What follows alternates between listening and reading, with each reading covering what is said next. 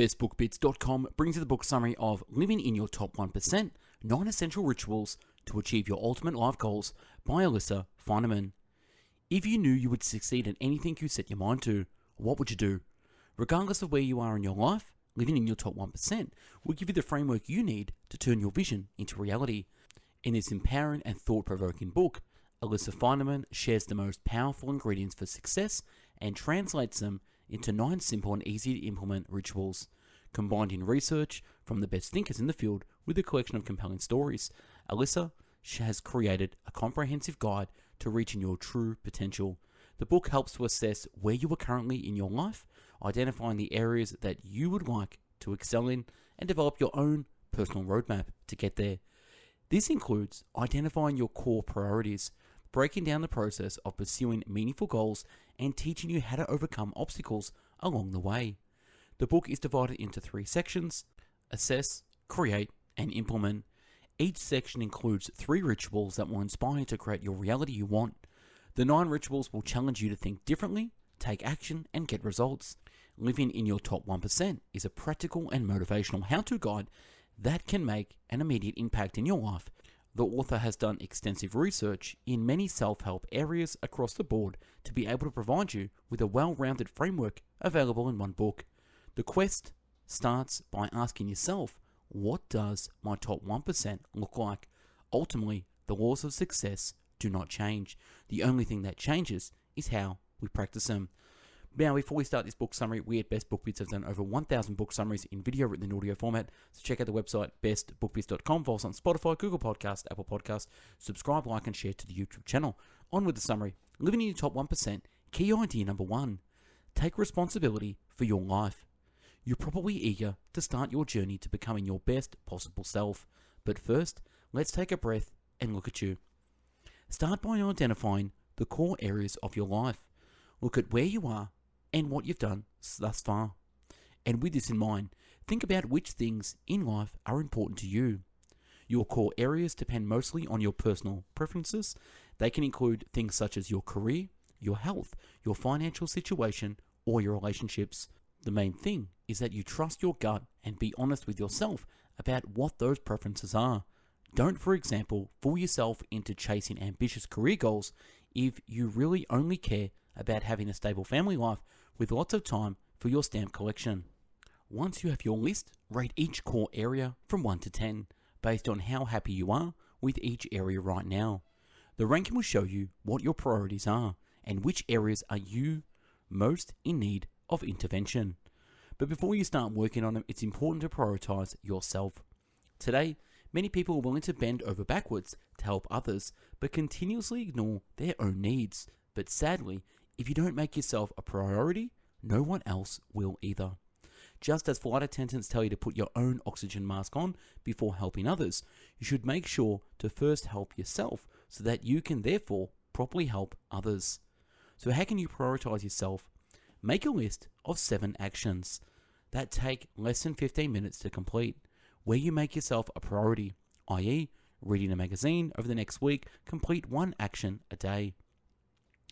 Both these factors, knowing what is important to you and making yourself a priority, are the key prerequisites for both personal and professional fulfillment. Living in your top 1%, key idea number 2, make your mindset a successful one. When you try your hand at something new and fail, how do you react? This question is explored in the book Mindset by Carol Dweck, a psychologist at Stanford University. According to Dweck, there are 2 distinct types of mindsets. People with a growth mindset think of life as a learning process in which they can improve their abilities. They believe that their skills are not fixed, so they seek out new things to learn and thus grow as individuals. They say things such as, if at first you don't succeed, try again. Yet people with a fixed mindset believe they are stuck with whatever abilities they already have, and no amount of practice will change this. They say things such as, basketball is just not the right game for me. Why is this important? Because people with a growth mindset are far more likely to succeed in life than those with a fixed mindset. Therefore, you should try to actively adopt a growth mindset by staying positive and optimistic. How? Focus on positivity. For example, with a single exercise that encourages you to use more positive words. Set up a jar in which you place $1 every time you say something negative, whether a word or statement such as "I can't" or "today was a disaster." At the end of each month, donate the money to a charity of your choice. This should help you think more positive thoughts, which in turn trigger more positive emotions. But overcoming negativity is no easy task. Psychologist Barbara Fredrickson discovered that for a person to flourish or to have high levels of mental well-being, that person needs to experience roughly 3 positive emotions to neutralize just 1 negative emotion. Thus, you cannot simply be slightly more positive than negative. You really have to tilt the tables. Living in the top 1%, key idea number 3. Focus all your strengths and ignore your weaknesses. You'll feel great. We all have our weaknesses, and many of us think we should devote a lot of effort to fixing them.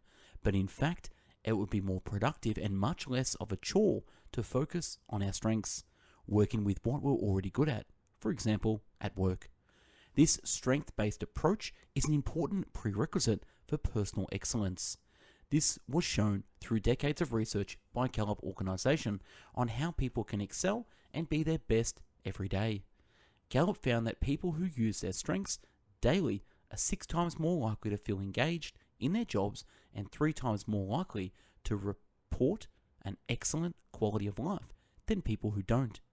Using your strengths regularly is also advocated by positive psychology movement founded in 1998 by the psychologist Martin Seligman.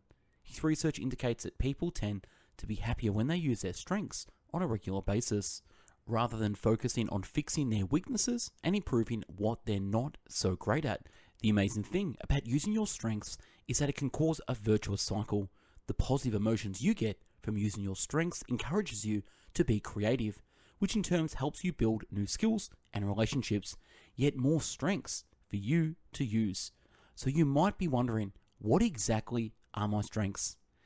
Getting a comprehensive view on your strengths is important, so consider using those online tools to map them properly.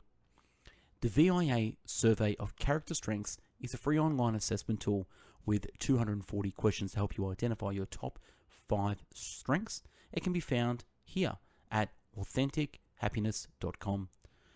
Gallup uses Strength Finder, another assessment tool to help identify a person's strengths. To assess this tool, you need to purchase the book Strength Finder 2.0 by the author Tom Rath for a registration code. Living in your top 1%, key idea number 4. Go outside your comfort zone, but don't stray too far. Every mentor, life coach, and self-help author says the same thing. You have to leave your comfort zone to challenge yourself and develop as an individual. But what may be surprising is that you shouldn't stray too far. Why? Because there are 3 different zones of comfort to consider. The comfort zone refers to actions you are the most comfortable taking. Here, both the level of stress and mental stimulation are low. In the stretch zone, things are a little less comfortable as you feel increasingly challenged. Stress levels are still manageable, however, and actually keep you sharp and focused. As a result, you learn and grow. In the stress zone, your challenges consistently overwhelm you, and you can't do your best as you're simply too stressed. Because you're in survival mode, you don't learn and soon become exhausted. So which zone do you think is the right one if you want to keep growing as an individual? You guessed it, the stretch zone. You should try to figure out exactly where your stretch zone lies and then get in there as often as possible. But how do you do this? Try scheduling your priorities. If getting in shape is a priority for you, adhere to a workout schedule. Ideally, get some friends to join you, so peer pressure will keep you from skipping workouts. But you also need to mind your stress levels. One day to do this is a simple productivity mantra. Do it, dump it, or delegate it. If something is important, do it yourself. If not, forget about it. And finally, if someone else can do it, delegate the task. This will help you avoid taking on so much that you slide into the stress zone. Living in your top 1%, key idea number 5. Set the right goals and begin with small steps. If you don't yet have clearly defined goals in life, it's time to make them. Why? Having a goal to strive toward is good for you. Studies show that people who have a goal that is personally significant are happier than people who don't. This is because goals motivate, give hope, and once they're reached, boost confidence as you realize, hey, I did it. Arnold Schwarzenegger, for example, always set extremely ambitious goals for himself, and as a result, was successful in 4 highly competitive areas: acting, bodybuilding, politics, and real estate. So how do you set goals the right way? One common approach is to set goals that are smart, specific, measurable, attainable, realistic, and timely. For example, every Tuesday at 2 p.m, I'm going to do 30 push-ups. Just make sure your goals are in line with your personal priorities so that you'll be motivated in the long run. For example, if a sense of adventure in life is a priority for you, then you could set a goal to organize every year 4 long hikes with your family. Once you've set your goals, start taking small steps toward attaining them. Why small? Because each step will be easier to complete and thus help you get started as well as build confidence. You won't feel overwhelmed if you take it one small step at a time. The Japanese refer to this approach as kaizen, meaning making continuous small improvements that have a big cumulative impact. To define the right goals and plot small, manageable steps to attain them. After all, you wouldn't try to read a 400-page book in a single sitting. You'd probably read about 20 pages a night, and in this way, you'd be finished in under a month without once feeling overwhelmed. Living in your top 1% key idea number 6, to make progress, choose a course of action and pursue it consistently. Once you've set your goals, it's time to take action to attain them. If you want to become healthier, for example, you need to start exercising. You probably quickly realize that you have lots of paths towards achieving your health goal. You start running, hiking, biking, swimming, shooting hoops, lifting weights, and so on. So how do you choose the right course of action for you? Some options have a bigger impact on your health and fitness than others, so naturally it's important to be selective about where you invest your time and energy. To properly evaluate your options, look at the goals you've set and ask yourself, would this course of action really help me reach my goals? Is there an even better way? This kind of critical examination should help you decide which action to take.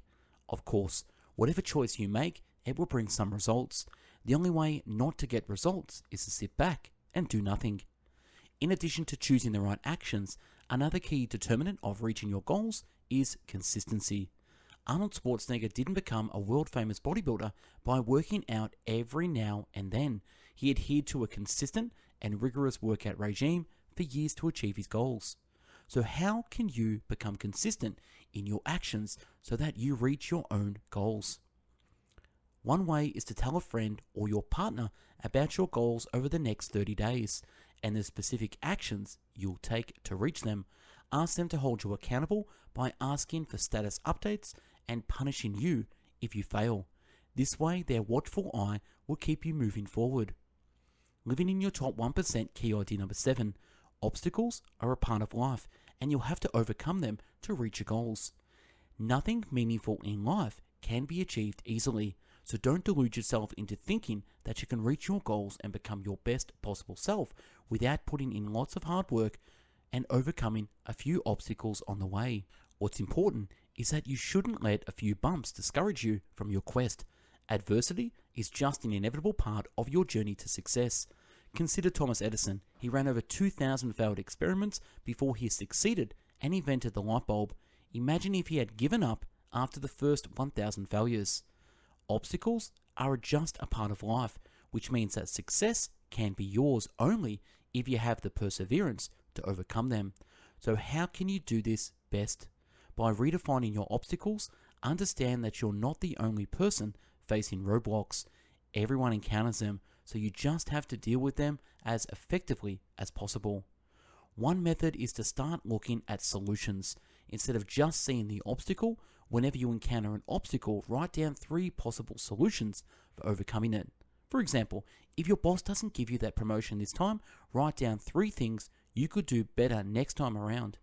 This approach prevents you from being discouraged, as while you can identify the obstacle, you're already taking the first steps to overcoming it. Living in your top 1% key idea number 8. Become resilient in the face of setbacks and keep going in spite of them. The Chinese philosopher Confucius once said, "Our greatest glory is not in never failing, but in rising every time we fall." He was right. Resilience The ability to bounce back from setbacks and keep going is a key determinant of success. Consider that even Michael Jordan was once cut from his high school basketball team, only later to become the greatest basketball player of all time. Or that Walt Disney was once fired from the newspaper editor for his supposed lack of imagination and good ideas. The importance of resilience can also be seen in a study by psychologist Emily Werner and Ruth Smith, in which for over 30 years they followed the lives of 689 high-risk children born in Hawaii.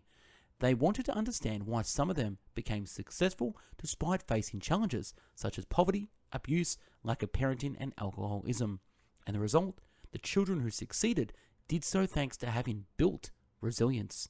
Luckily for you, resilience is a quality that can be trained and strengthened. One useful exercise is composing a list of important life lessons learned as a result of mistakes you've made, and then thinking about how those lessons have helped you. This will make you understand that failure is an important and beneficial part of life, and you'll find yourself bouncing back from future failures far more quickly. But the most important way to train resilience is to invest time in building and strengthening your relationships with your community, friends, and family.